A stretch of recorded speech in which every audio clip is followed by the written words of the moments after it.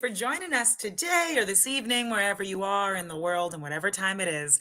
I'm Sophia Lucia Parola with Garden State Film Festival. I'm super excited because this year we have our 22nd annual Garden State Film Festival. We're back in Asbury Park, New Jersey and Cranford, New Jersey. And this year we have over 200 films from 14 different countries, all different types of films, genres. We got features, pilots, shorts, music videos, animations. There's so much great stuff. And we are here with a feature film called Don't Tell Larry. I am here with the co-writers, co-directors, and co-producers. We have Greg Porper and John Shimke. Hello. Hi, Sophia. Hello. Hello. Hi. Thank you both for joining me, and congratulations on your acceptance and making such an awesome film. Thank you so much. Thank you so much. Oh, it's my pleasure. I'm so excited to interview you guys today. And guys, before we even get into it, let me tell you, this film is hilarious. It's funny. It's unpredictable.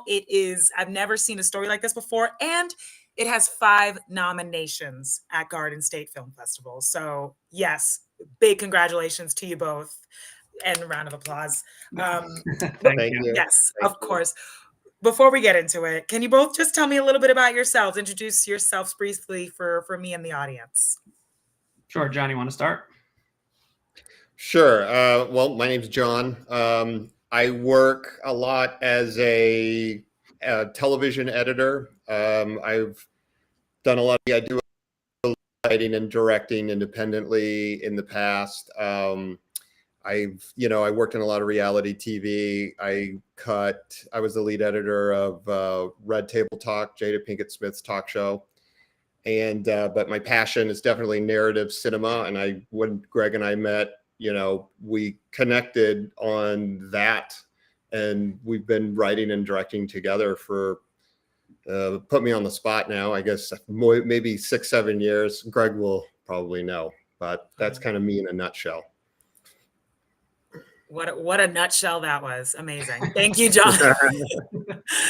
Greg. Yeah, John and I met 10 years ago. We started writing about 10 years ago. Oh, yeah, that's right.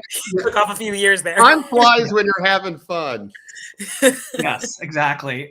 So one thing I just want to start with, I grew up in New Jersey, so it's super cool to be at this festival because it is a homecoming for me. I've never had a feature. First of all, it's my first feature film, but then to have a New Jersey premiere is extremely satisfying and awesome, and very excited to be there next month.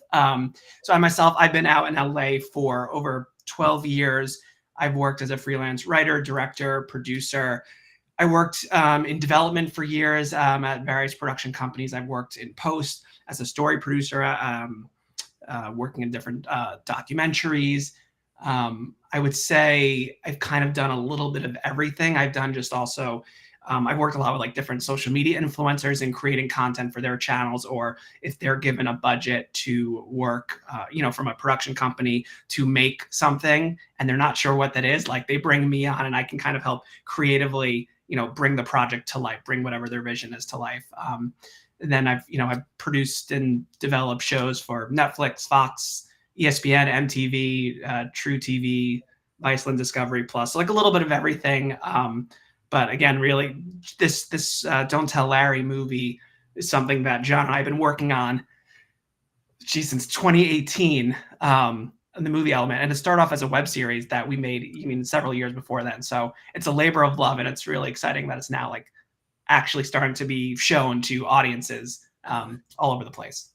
Wow, I'm sure it's doing so well. I was cracking up. You had me at like literally the first second just with that quote that comes on and I was like, all right. But everything, the first second to the last second, I'm loving everything. So, Awesome. And your bios, amazing, guys. Tell us about Don't Tell Larry. What is this film about? So Don't Tell Larry, first of all, it's an office comedy turned thriller about karma. I think that's like what it is at its core. I like to say it's like and John, I'm sure we'll chime in too. It's a 90-minute edge of your seat roller coaster ride. I think it's going to make you laugh. It's going to make you gasp. It's going to keep you guessing until the end. Our main character is Susan Newmar. She tells a little lie to her new coworker, Larry, who is frankly a little bit off. And it's just about how this one little lie just about a company party just spirals wildly out of control. So I'd say that's kind of like in a nutshell what this movie is. What was the inspiration for you two writing it, and how did that collaboration look like this over a 5-year period of you kind of started as a web series, and then now we have Don't Tell Larry feature? Like, what was the inspiration when it started, and then how did that look making it to what we see today? The inspiration started with a title, Don't Tell Larry, that Greg came up with. And when we were, when you have a writing partner, we always throw things against the wall. And one day he was like, I have this idea for something called Don't Tell Larry. And then we just started coming up with these ridiculous ideas, and to the point where, it's like, what if somebody in the office got weirder and weirder and then dangerous and more dangerous, and everything Wow, just escalated to a ridiculous point. And so then that was kind of the starting point of that. that is so interesting. And how did this collaboration work over over 5 years? How did you guys write this together? How did you produce this together? I know we don't have a lot of time. I'm sure it was a lot, but how I'll do did my that best go? to give the abbreviated version. Always. So Yeah. we started writing this in 2018. We both had full-time jobs, and so we were finding times to write, between like the hours of 6 a.m. and 8:30 or 9 a.m. most days of the week Oh before my we gosh. started. We try to fit in a few hours in the evening. I remember, we lived in different parts of Los Angeles, so I actually have a distinct memory of one of the first times we met to talk about this script was in an IHOP that was like in the middle of the city, like between where we both lived. And I would say, yeah, then ultimately we were writing. First, we met in person, but then we were writing remotely. And then obviously we were writing like into the beginning of the pandemic as well. So we were pretty much on Zooms, Google Meets all the time. We use Final Draft, have collaboration mode. So we're talking, we're outlining everything. I have a whiteboard in my office here. John has, he has no cards at his office at home. And so, we're both like simultaneously having our outlines, but also having something on the screen that we're working off of. And then we have a script, Final Draft, and we kind of both write together. Wow. Yeah. That's amazing. And is this the first time you guys ever, I know you met each other 10 years ago. This the first feature you guys ever made together, or have you collaborated before this? We've collaborated. We've done a lot of web series together, a few, but this is definitely our first, long form feature that we've done together. What a success. What a successful first. So as I mentioned, this film, Don't Tell Larry, has 5 nominations at Garden State Film Festival, 5. Every single one, I think, for a feature film. Let me shout them out because the cast is phenomenal, and I want to shout each one out. So Dot Marie Jones is nominated for Best Supporting Actress. Ed Begley Jr. is nominated for Best Supporting Actor. Kenneth Mosley is nominated for Best Actor. I'm rooting for him. And of course, also Patty Guggenheim for Best Actress in a feature. This ensemble. Oh, and then Best Ensemble. Yeah. So, and I'm not surprised for any of these nominations. This cast, this ensemble is phenomenal. Tell me how you found the perfect cast and how you got these amazing actors. Yeah, well, With thank you. amazing credit. I mean, we all Yeah, know. and we are. I mean, we're honored to be working with such talented actors. I mean, Yeah. they took the words that John and I wrote, and they just took everything up a level in every Made it possible way. funnier. Yeah, Yeah. made it a lot funnier. So Kyle Kennedy, who plays Larry, who John and I actually met at our first, we all met at the same company. We're all working various jobs at the same company in real life. And John and I, when we started getting, close as friends and as collaborators, we met Kyle, and Kyle just had us in stitches every time he spoke. And so we made a web series with Kyle as Larry. He reprised his role from the web series. Through that, when we then built out the world, Kyle is the one actually who introduced us to Patty, who plays Susan. They are both in the Groundlings together. And I mean, those two just are so incredibly talented, are so quick on their feet. And then in terms of kind of the rest of the cast, we had a casting director, Ricky Masler, who sent us I think we had literally hundreds of auditions, and there were so many unbelievable candidates, frankly, really just the pool of actors, not just in LA, but all over the country who are so talented. We were so lucky to have all these actors at our disposal, but Kenneth in particular, he really shined in his audition to the point where he was really singing his character. Usually, initially, didn't have any. There wasn't any singing as part of his character, and he was singing in his audition in one of the scenes, and we kind of really embraced who Kenneth was into his character. And Dot and Ed, they also, I guess through Ricky, was able to send them the script, and Ed read the script. And first of all, it was like a pinch me moment. And the fact that Ed Begley Jr. is like reading a script we wrote, and then he read it and he's like, I want to do this movie. Yeah. It's like, I want to do it. Sounds good. Like, when are we doing this? And we're like, we'll talk to your agent. We have to figure out your schedule. Yeah. That is incredible. Yeah. Oh my God. They like you said, I mean, the script is, and the story is amazing and funny, but they just live and breathe these characters, and just each one is so perfectly cast, and they did a phenomenal job. What was it like co-directing this great ensemble? What's the key to a good working relationship when you co-direct, and specifically directing comedy? Well, co-directing is not an easy thing to do. And, but I think what really worked out well, Greg and I created the characters, we wrote the script together. And so we literally had years of conversations about how characters would behave, what would be happening in the scene, what would things look like. And so when we got on set, we always knew, even though we wouldn't always see things eye to eye, and a lot of things, production is you have a plan and then you got to pivot. You have a plan and then you got to pivot. And so sometimes I'm pivoting this way, Greg's pivoting that way, but then we'd be like, okay, character, Larry, what do we got? Okay. And then this is what makes sense. Let's do it this way. Boom. So we pulled through and we got it. And I think for both of us, it's always like, are we laughing? Is it funny? If we're not almost ruining the take behind the monitor by laughing, then if we're not doing that, then we need to do another one, And something else I'd like to add on to that, because I think that's a great point, John. This wasn't always the case, because I think we was definitely a lot of tag teaming, but on set we felt like John was definitely spending a lot more time like right behind the camera lens with our DP. And I was more in Video Village, watching, the takes.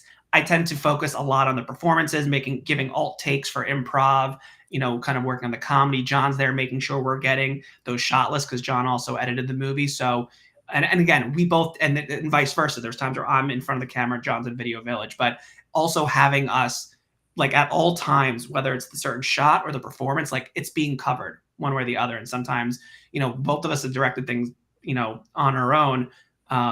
These things are not impossible. There's plenty of people who do this, but it just found it's an extra superpower when you have a second mind, essentially, executing. Yeah. And the other thing too with us is we're always challenging each other to do better. So it's like, okay, this is really funny. How can we be funnier? This moment was really scary. Can we be scarier? Like, can we push it? And it's fun because there's a back and forth where it's like, I think that's what gets us our best work, is when we just constantly are pushing each other to do better.